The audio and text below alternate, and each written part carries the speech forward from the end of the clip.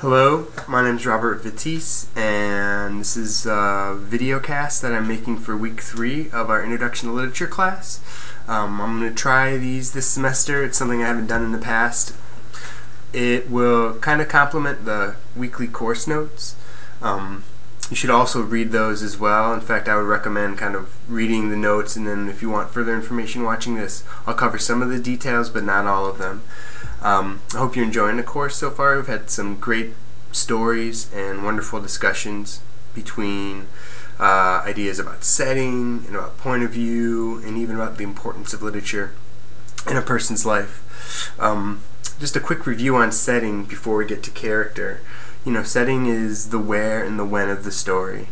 It's all the details that make up the location. And there's a number of things to think about with setting, like with all the different parts of literature. But with setting, we can talk about the microscopic details of the place, the individual items in that store in the story AMP, or what the floors look like, or even what the lighting is like.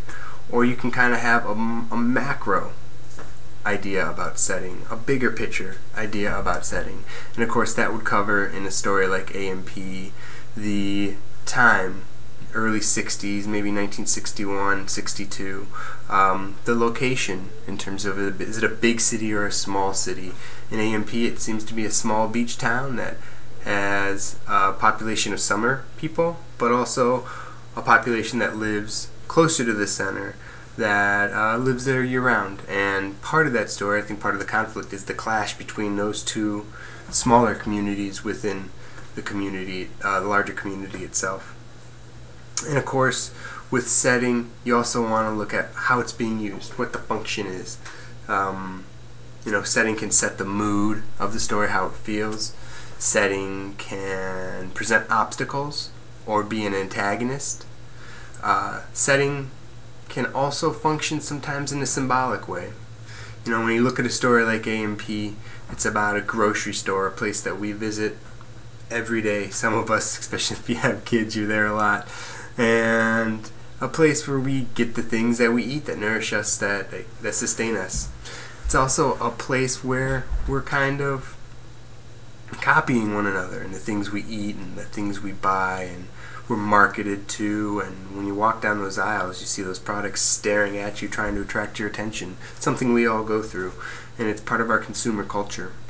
Well, when the girls in AMP walk into that store in their bathing suits, they set up such an extreme contrast to the products all around. If you notice, at first Sammy actually talks about them as if they were products before he takes action to try to, I guess, save their dignity. That's one of his motivations. The setting certainly works in a way to contrast those two different impulses, forces, realities. You know, the small town grocery store representing community and consumerism, and then the girls coming from the beach representing another side of that community, and certainly don't fit in quite as well as they do in the natural setting of the beach. This week we'll be talking about character, and character is probably one of the most fun things to look at in a story. I love stories where you end up rooting for characters, connecting with characters, sometimes even despising characters. That can be fun. Certainly the father in Until Gwen is a character that I come away despising and take a little, I don't know, maybe it's the wrong word, but satisfaction in what happens at the end of that story to him. With characters, there's a number of terms I want you to understand. The biggest one being motivation. What motivates people to do the things they do. Sometimes these motivations can be external motivations, having to fight a battle with something outside of you, or an internal motivation, wanting to do something for yourself. You know, Sammy in AMP has an external motivation to quit. He wants to protect those girls, but I think he might have some internal motivations as well. There's a moment in that story where he looks over his shoulder and sees Stokesy, a 21-year-old grocery store employee who's got 2 kids and is angling to be the next manager. And I think he looks over at Stokesy and maybe realizes that's not his future, that's not what he wants. And that's an internal motivating force for him to quit, possibly. Besides motivation, we have different types of characters. We'll start with the most boring, a flat character. Flat characters are characters we don't get to know much about. We learn only one or two traits about them. They're rarely complicated, and they're certainly rarely the main character of the story. McMahon the Butcher in AMP is a good example of a flat character. I think we hear one or two things about him. He seems very lecherous when he's eyeing the girls, sizing up their joints, I think as Sammy says. And there's not much more to him than that. And he's a fairly flat character.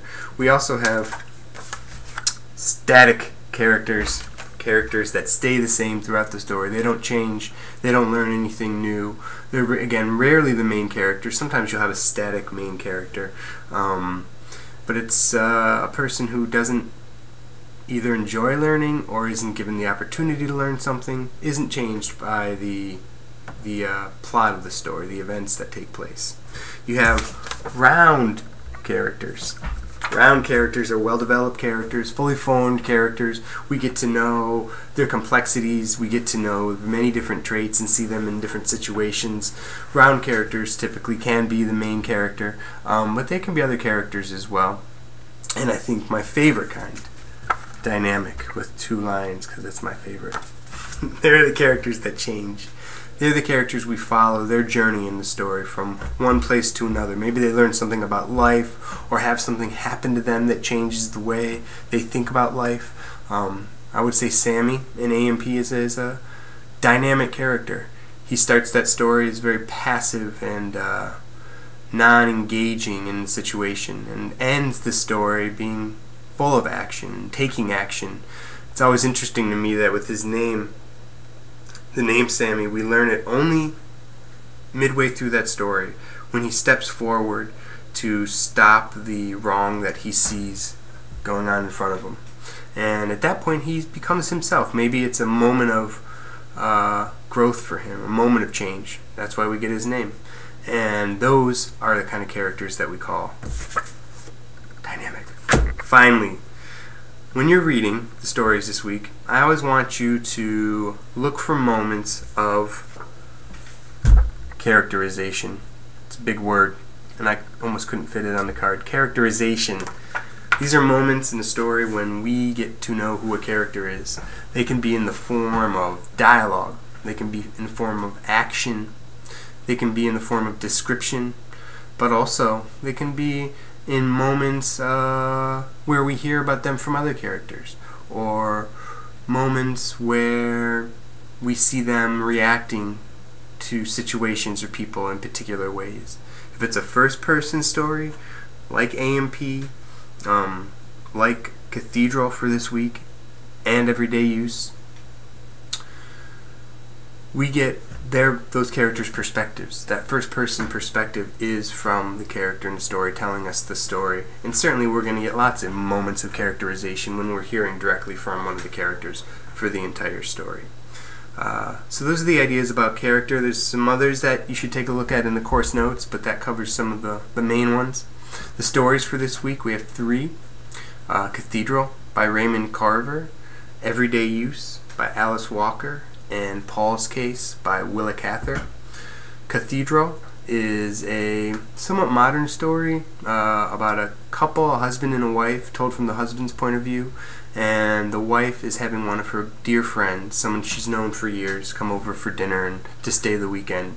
And we spend an evening with them. It's really quite, I know on the surface it doesn't sound like an eventful story, but it is. And at the end, I think we see one of the most interesting dynamic character growths of the entire semester. And it'll be fun to see what you have to say about the change in the main character in that story and what he learns. Everyday Use is a story set in the 60s in the South. A mother and two daughters. One daughter still lives at home and is planning on getting married soon. The other daughter has been away at college and comes home to visit. And it's about the tensions that arise during that visit. And points us to some ideas about family, in particular about family heritage and what we take away from family heritage, what it should mean to us. Finally, we have Paul's case, a story set at the turn of the century, a father and son story. The son, Paul, is trying to find his way in the world and doesn't necessarily see the world as his father does, and doesn't have expectations for himself like his father does, and there's a lot of conflict there. It's a really wonderful story, and Paul's one of my, I think, favorite characters. He's a character that loves intensely the things he loves, but can't seem to find a place for those loves outside of the world that he's so passionate about. He can't find that bridge between his hobby and the rest of the world, or his passion and the rest of the world, and that's a dangerous place to be, and it certainly is for Paul. It's a great story, and Willa Cather's an amazing author. I think that covers the web video cast for this week. I hope this helps, and if you have any questions, please always feel free to email me. You can check your grades from week 1 by going to the My Grades section of the Blackboard website, and you should see your discussion and assessment grade for week 1. Remember, that work is due the Sunday of each week. So for week 3, the due date for the discussion and the assessment is February 3rd. Alright, take care. I'll see you.